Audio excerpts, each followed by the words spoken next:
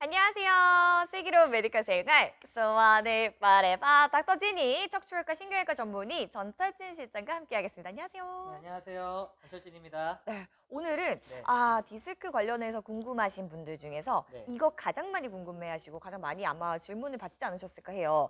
디스크 수술 해야 되나요? 말아야 되나요? 목 디스크 또는 허리 디스크 언제 수술해야 되는지 한마디로 정리를 해 드릴게요. 일단은 총 세 가지 경우가 있어요.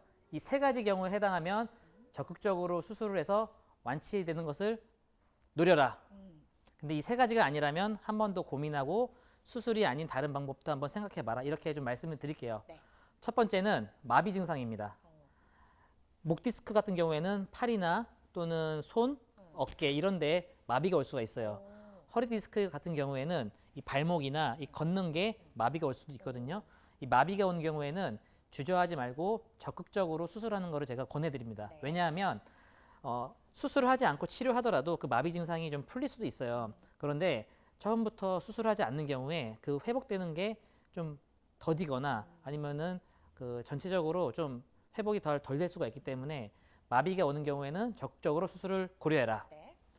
두 번째 경우는 3개월 이상 통증에 대한 또는 저림에 대한 치료를 예를 들면은 약물 치료나 주사 치료나 심지어는 시술 같은 거를 적극적으로 했음에도 불구하고 치료가 되지 않아서 네. 일상생활에 장애가 온다. 그런 경우에는 적극적으로 수술하시는 걸 권해드립니다.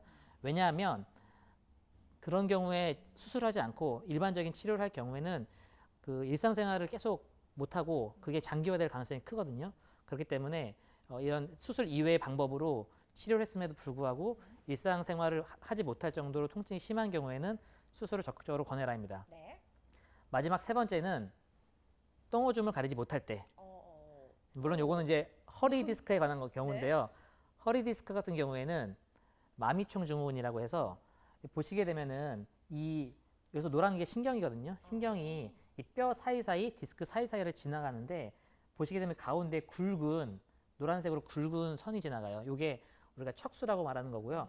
이게 허리 쪽에서는 이 척수가 이제 우리 말 이 뒷꼬리처럼 이렇게 마미총이라고 그러거든요. 이 마미총처럼 이렇게 갈기가 이렇게 형성이 되는데 이 부분이 만약에 눌리게 되면 오줌을 못 산다든가 그런 증상이 발생해요. 이런 경우에는 굉장히 응급 상황이거든요. 이런 경우에는 수술을 빨리 하셔야 되고요. 목 디스크 같은 경우에는 마찬가지로 이 척수가 눌리게 되면 보행 장애가 오거나 그런 증상이 올 수가 있거든요. 이런 경우에도 수술을 빨리 하셔야 됩니다.